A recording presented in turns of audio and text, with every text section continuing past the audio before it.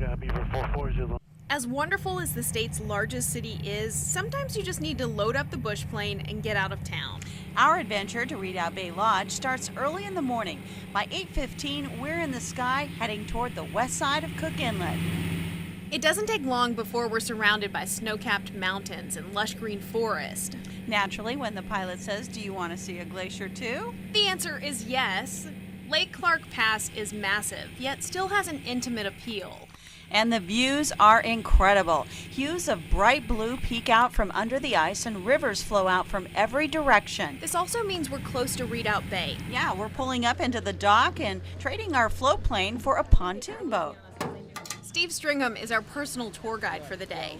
He's been studying bears since 1969. I've had females that trust me so much that they leave their cubs with me when they go off to fish. I'm fascinated by intelligence and innovativeness, and the more we study animals, the more strange and wonderful we find them. We separate from the other visitors. We have radios, and if they see a bear, they call us. If I see a bear, I call them.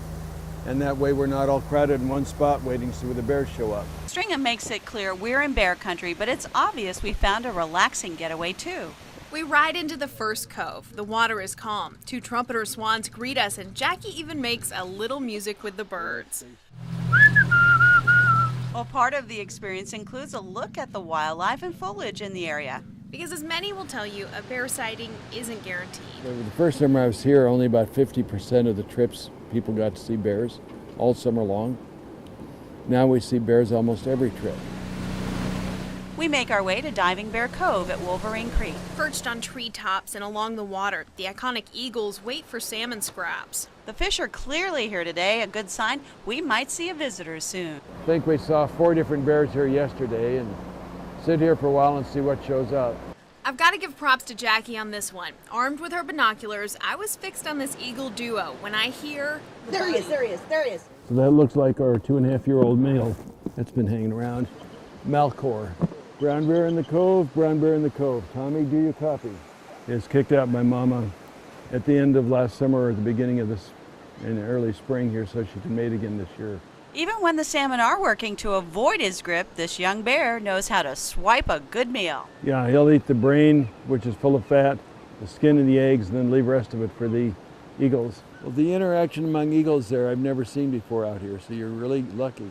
I thought that was awesome. I saw a little brown area on the hillside and actually thought it was a moose at first, but I'm like, bear! Got my bear earrings on for good luck too, so hey. When you see a bear on a bear viewing trip, it's a plus. It's only a matter of minutes before Malcor draws a crowd. Even the sport fishermen are happy to share their potential catches and watch this guy's skills. It's one of the spots where you can get right in front of bears. That's what's neat about it. You know, there's a lot of bears up here in Alaska, not many where you're in a boat and you can kind of safely get right up down at their level and watch them doing their thing, ripping fish apart. While the trip is pricey, it's sort of an Alaskan bucket list you can complete in less than 8 hours. So one day you can come over here and you can really cover a lot of ground. You can go do what you think you're going to do when you go to Alaska. You're going to catch fish, you're going to see bears, you know, you're going to see glaciers, you're going to get to fly in some awesome bush planes all at once in a matter of a couple hours, you know. So that's what's really neat about the spot over here.